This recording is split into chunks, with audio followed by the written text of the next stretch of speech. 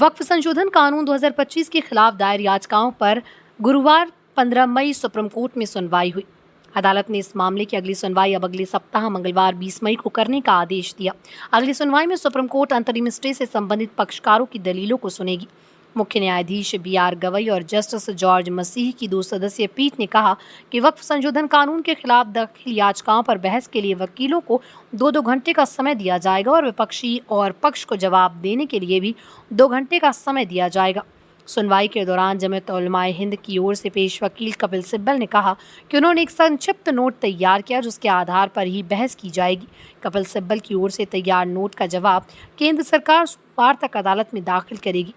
इस बात की पुष्टि सॉलिसिटर जनरल तुषार मेहता ने CJI को की है। अब सुप्रीम कोर्ट इस मामले की सुनवाई मंगलवार 20 मई को करेगा। SC की ओर से निर्धारित 5 याचिकाओं में मौलाना अरशद मदनी की याचिका भी है। जमीयत उलमाए हिंद के अध्यक्ष मौलाना अरशद मदनी ने कहा, आशाजनक बात यह रही कि विवादित धाराओं पर रोक को अदालत ने बरकरार रखा। उन्होंने कहा, अगली सुनवाई में दोनों पक्षों के वकीलों को 2-2 घंटे का समय बहस के लिए दिया गया। ये इस बात का संकेत है कि अदालत इस मामले को गंभीरता से ले रही है और जल्द से जल्द इसकी सुनवाई पूरी करना चाहती है। मौलाना मदनी ने आगे कहा, हम भी यही चाहते हैं कि इस अदालत का अंतिम फैसला जल्द ही आ जाए, क्योंकि अखबारों में छपी खबरों के मुताबिक नए वक्फ कानून की विवादित धाराओं पर रोक के बावजूद कई स्थानों पर मस्जिदों और दरगाहों को अवैध करार देकर गिरा दिया गया। इसमें उत्तराखंड स्थित एक वक्फ दरगाह का मामला भी शामिल है। इसी तरह उत्तर प्रदेश के नेपाल सीमा से लगे जिलों में कई मदरसे, कब्रिस्तानों, ईदगाहों ही नहीं बल्कि कई मस्जिदों को भी अवैध या सरकारी जमीन पर स्थित बताकर तोड़ दिया गया। उन्होंने कहा, जो लोग संविधान की सर्वोच्चता को खत्म कर चुके हों, उनसे ये उम्मीद कैसे की जा सकती है कि वो कानून का सम्मान करेंगे। ये वही लोग हैं जो सत्ता के नशे में खुद को ही कानून समझ बैठे हैं।